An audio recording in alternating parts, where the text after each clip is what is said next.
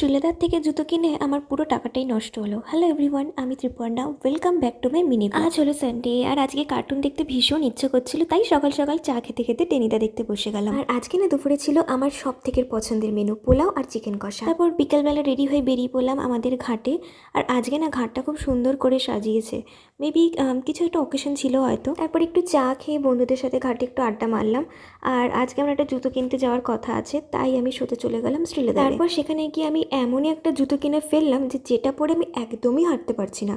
মানে বলতে পারো আমার পুরো টাকাটাই লস গেল। দেন সেখান থেকে আমরা সোজা চলে গেলাম একটা ক্যাফেতে। এখানে আমি একটু অর্ডার করছি যে আজকে কি কি খাওয়া যায়। সবার ফার্স্টে আমি অর্ডার করেছিলাম চা। শীতকালে চাটা কিন্তু বেশ লাগে, যদিও আমি দুধ চা খুব একটা খাই না। আর তার সাথে অর্ডার করেছিলাম একটা স্প্রিং রোল আর হচ্ছে চিকেন পিৎজা। এই যে আমাদের চাটা চলে এসছে। আমি একটু আগেও চা খেয়েছিলাম ঘাটে, আবার এখন ফ্রেন্ডসদের চাপে পড়ে আবার চা অর্ডার করেছি। বাট চাটা ভালো ছিল। আর চিকেন স্প্রিং রোলটা ভালো লাগলো, চিকেন পিৎজাটা কিন্তু খুব একটা আমার ভালো লাগেনি, কারণ ক্রাস্টটা ভীষণই ক্রাঞ্চি ছিল।